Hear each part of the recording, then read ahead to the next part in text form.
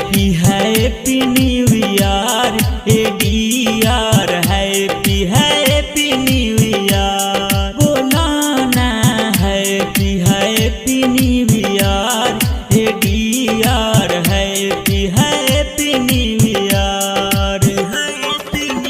तोहरा के पाके दुनिया भूलैनी तोहरा के पाके दुनिया भूलैनी ढाहना सपना के घर हे डियर हैप्पी न्यू ईयर हो हैप्पी न्यू ईयर हे डियर हैप्पी न्यू ईयर बोला हैप्पी न्यू ईयर हे डियर हैप्पी न्यू ईयर।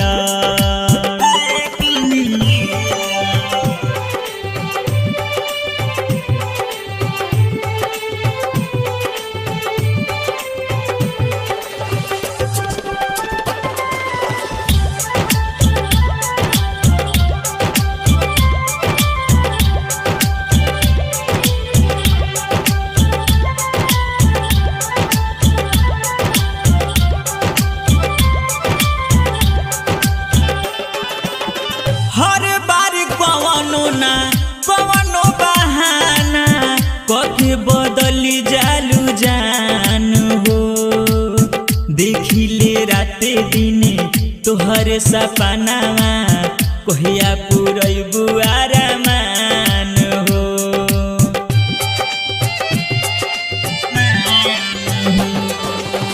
हर बार कवनो बहाना कके बदली जालू जान हो देखिले राते दिने तोहर सपनावा कहिया पुरैबू आरामान हो।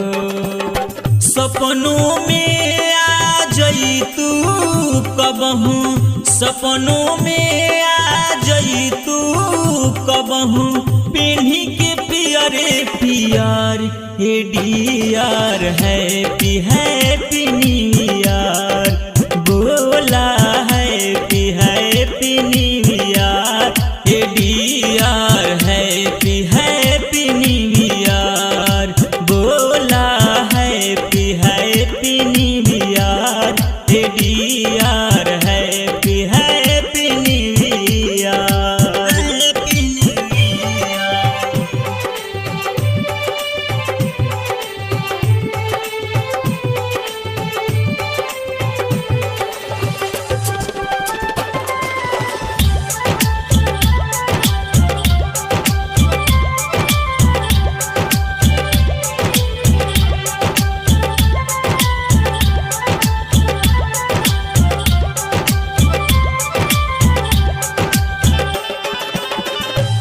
धज के मिले हमारा से जान हो टाइम से डेरनी बाजार में तू नहीं अबू तो संजीतावा मरिए जाई इंतजार में।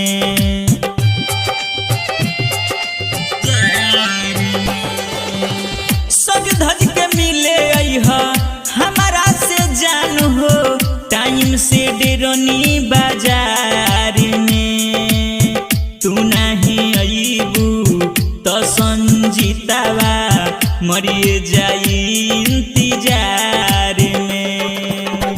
प्रीत पवन मिलन से दिल के प्रीत पवन मिलन से दिल के कोलोना बतिया से यार ए डियर हैप्पी न्यू ईयर बोला हैप्पी न्यू ईयर ए डियर हैप्पी न्यू